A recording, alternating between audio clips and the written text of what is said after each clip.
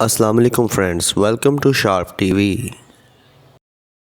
Cricket के मैदानों में अब आप श्रीलंकन क्रिकेट टीम को नहीं देख सकेंगे क्योंकि श्रीलंकन बोर्ड को आईसीसी ने सस्पेंड कर दिया है। ये क्यों सस्पेंड किया गया है? इससे पहले कितने बोर्ड्स हैं इस दुनिया में जिस पर आईसीसी ने पाबंदियां लगाई हैं? श्रीलंकन क्रिकेट टीम ने जब वर्ल्ड कप के लिए इंडिया आना था तो वर्ल्ड कप से पहले अनफॉर्चुनेटली इसके सारे बड़े प्लेयर्स, मेन प्लेयर्स इंजर्ड हो गए, जिसकी वजह से वो वर्ल्ड कप के स्क्वाड में शामिल ना हो सके। इतनी ज्यादा इंजरीज हुई हैं श्रीलंकन टीम में, जिसकी वजह से उनको इवन कैप्टनसी के लिए एक जूनियर प्लेयर को लाना पड़ा और उसने कैप्टनसी की और सारी इनकी ए टीम ने ही वर्ल्ड कप खेला है। यही वजह है कि इनकी परफॉर्मेंस वर्ल्ड कप में अच्छी नहीं थी और इन्होंने 9वें नंबर पर फिनिश किया है। इंडिया के खिलाफ आपने श्रीलंका का तारीखी मैच देखा जिसमें 350 का टारगेट दिया इंडिया ने और सिर्फ 55 रन पर पूरी Sri Lankan cricket team all out हो गई। इसके बाद श्रीलंका में हंगामे शुरू हो गए कि इतने बड़े टूर्नामेंट में आखिर श्रीलंका के साथ हुआ क्या है, जिसके बाद जो श्रीलंकन वजीर खेल हैं उन्होंने मुदाखलत की और बोर्ड के जो मौजूदा चेयरमैन थे उनको हटाकर एक नया चेयरमैन लगा दिया, राणा टुंगा। अब जो मौजूदा चेयरमैन थे वो सुप्रीम कोर्ट चले गए और उन्होंने चैलेंज कर दिया। सुप्रीम कोर्ट ने मौजूदा चेयरमैन के हक में फैसला देते हुए बोर्ड को बहाल कर दिया और राणा टुंगा साहब को फारग कर दिया। आईसीसी के नोटिस में जब ये बात आई तो आईसीसी ने फौरी तौर पर बैन लगा दिया श्रीलंकन क्रिकेट बोर्ड पर और उसको सस्पेंड कर दिया। अब मतलब ये क्रिकेट नहीं खेल सकेंगे। अब इसकी वजह क्या बनी? यानी सियासी मुदाखलत की है श्रीलंका के वजीर दाखिला ने और श्रीलंकन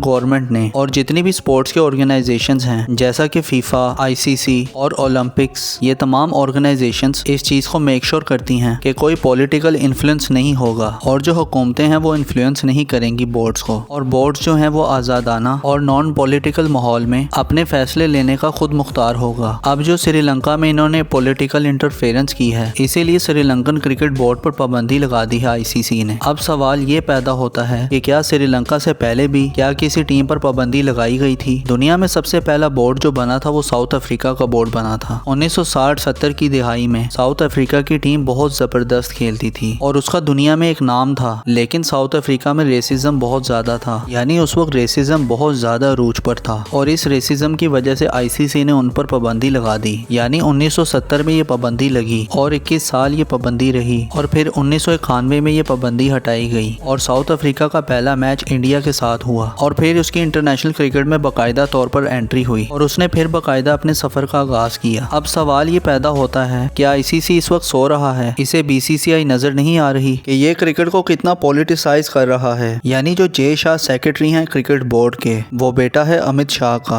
अमित शाह वजीर दाखिला है इंडिया का और मोदी का राइट हैंड है और इन लोगों की बहुत बड़ी लॉबी है और यानी एशियन क्रिकेट काउंसिल में भी उसके पास बहुत बड़ा ओहदा है। यानी आप देख सकते हैं कि अब तक पाकिस्तान और इंडिया की कोई बायलैटरल सीरीज नहीं हुई। एशिया कप में इन्होंने श्रीलंका में हमारे खिलाड़ियों को भेजा, वो वहां से मैच खेलकर दोबारा एयरपोर्ट जाते थे और फ्लाइट लेकर मुल्तान आते थे और यहाँ वो मैच खेलकर वापस फिर फ्लाई करते थे और यानी उनको रेस्ट ही नहीं मिली। इससे वो ड्रेन हो गए श्रीलंका में जाकर। इससे हमारे बहुत से प्लेयर्स अनफिट हो गए, जैसा कि नसीम शाह अनफिट हुआ और बाकी के सारे प्लेयर्स फटीग का शिकार रहे। और जब कहा जाता है जे शाह को पीसीबी की तरफ से बायलैटरल सीरीज के बारे में तो वो आगे स्टेटमेंट दे देते हैं कि हमारी हुकूमत इजाजत नहीं देती। यानी बीसीसीआई जो पॉलिटिसाइज कर रहा है स्पोर्ट्स को, या ये इनको नजर नहीं आ रहा? वहाँ पर रेसिज्म हो रहा था साउथ अफ्रीका में, यहाँ पर मजहबी रेसिज्म नहीं हो रहा। ये पिछले मैचेस में से एक मैच का वाकया है जब रिजवान नमाज पढ़ रहे थे और पीछे उन्होंने डीजे पर ऊंचे ऊंचे गाने लगा दिए और फिर जिस तरह से शाउटिंग की गई है और उसके बाद रिजवान के खिलाफ आपने आईसीसी में अपील दे दी। यानी पूरी की पूरी गेम को आपने पॉलिटिसाइज कर दिया है। या ये सब चीजें आईसीसी को नजर नहीं आ रही जहाँ आप श्रीलंकन जैसे कमजोर बोर्ड को बैन कर रहे हैं? अब ये सपोर्ट आपको अफगानिस्तान के हक में जरूर देखने को मिलेगी या ये मुकम्मल तौर पर आपको इंडिया के हक में मिलेगी? यानी श्रीलंका को आप कुर्बानी का बकरा इसलिए भी बना रहे हैं कि यानी जो उनका कैप्टन था उससे इंडियन रिपोर्टर ने पूछा कि विराट कोहली ने इतनी ज्यादा सेंचुरीज बनाई हैं कि क्या आप उसको अप्रिशिएट करते हैं? तो आगे से श्रीलंकन कैप्टन ने कहा कि मैं क्यों करूं, और उन्होंने नहीं किया। यानी इस वीडियो को बनाने का मकसद ये है कि आईसीसी हमेशा कमजोर बोर्ड्स को ही टारगेट करता है और जिन बोर्ड्स के रिलेशंस इंडिया के साथ अच्छे होंगे वो चाहे जितनी भी गलतियां कर लें उन पर कभी भी बैन नहीं लगता। यानी आईसीसी का ये दौरा मेयार अब पूरी दुनिया के सामने शो हो रहा है। दोस्तों आप लोग मुझसे इंस्टाग्राम पर भी कनेक्ट कर सकते हैं, उसका लिंक नीचे डिस्क्रिप्शन में मौजूद है। वीडियो पसंद आई हो तो लाइक ज़रूर कर दें। ऐसी इंटरेस्टिंग वीडियो देखने के लिए इस चैनल को सब्सक्राइब कर लें